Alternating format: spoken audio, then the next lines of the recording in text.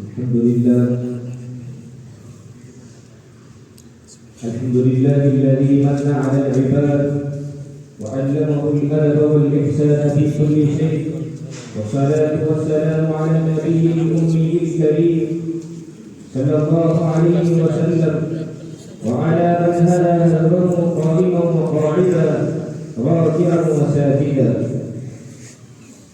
أما بعد فأعوذ بالله من الشيطان الرجيم. بسم الله الرحمن الرحيم.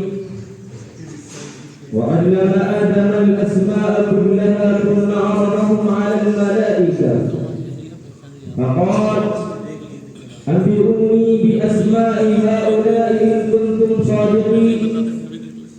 قالوا سبحانك لا علم لنا إلا ما علمتنا إنك أنت العليم الحكيم. وقال النبي صلى الله عليه وسلم إنما بعثت معلما، أو كما قال عليه الصلاة والتسليم. حضرة رئيس الحفل الميمون وأساتذة الكرام وأصدقائي في الله، سلام الله عليكم ورحمة الله تعالى وبركاته. إني أصر أن أقوم بإلقاء كلمات مختصرة تحتوي على أنه كيف ينبغي أن يكون إجلال الأستاذ وكرامته ومكانته ومنصبه في أعين الطالب البارع العازم على حول الخيرات الساعي إلى الذوبان في بوتقة أخلاق الصحابة الكرام الداعي إلى الجنة والرضوان القائم بأعمال تسفر عن الانسيار في بوتقة العقيدة السليمة الخالصة. أيها الإخوة، إن الدين الإسلامي من أوله إلى آخره عبارة عن الأدب والاحترام والعزة والتكريم والحب والإكرام. الإسلام يضم آداب العلم والحضارة المستفادة من سنن سيد الموجودات، السنن الهادية إلى الرشد التي تضمن الارتفاع والتي تهدي إلى الجنة وتنقذ من النار. ولذلك فإن المرء إذا دخل في بيته أو بيت غيره فالقرآن يعلم الأدب ويصرح بأن المرء عليه أن يقوم بأدب السلام، كما صرحت بذلك الآية القرآنية في الجزء 18 من القرآن: فإذا دخلتم بيوتا فسلموا على أنفسكم تحية من عند الله مباركة طيبة كذلك يبين الله لكم الآيات لعلكم تعقلون.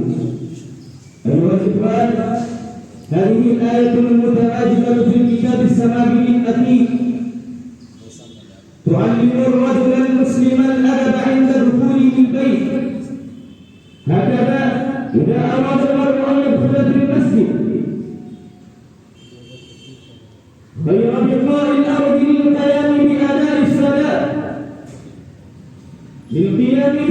الصلاة المكتوبة على كل من المسلمين البالغين سن الرشد، يتوجب عليه أن يأتي بأدب المسجد الذي أمر بالإتيان به الكتاب العزيز والحديث النبوي الشريف، ويقوم بالتوضؤ ويدخل متواضعا خاشعا خائفا من عذاب الله القهار راجيا الثواب الجزيل والأجر الكثير من الحكيم الخبير.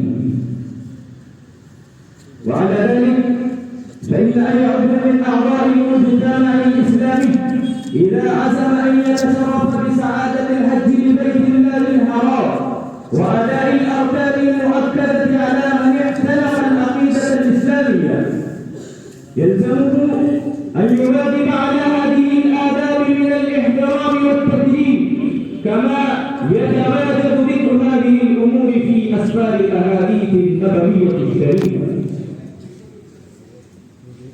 ومن الواضح البين أن هذه الأمور بأسرها لن يطلع عليها إلا من مصدر موثوق به، وهو الأستاذ الهنون الرؤوف الذي يسير ليله بنهاره ونهاره بليله بإلقاء كلمات النصائح وأخلاق الحميدة والشيم النبوية على تلاميذه حتى يمكنهم الذوبان في بوتقة العقيدة والإيمان والصلاة والتقوى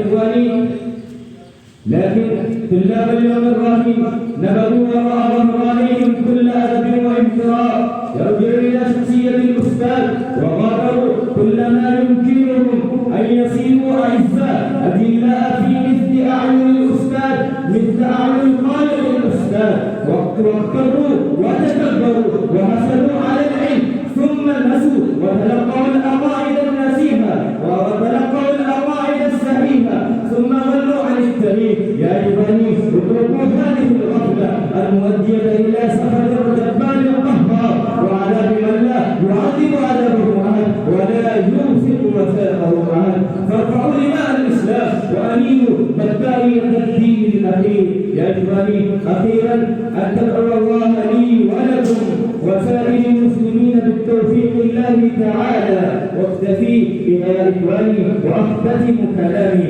وآخر دعوانا الحمد لله رب العالمين، والسلام عليكم ورحمة الله تعالى وبركاته.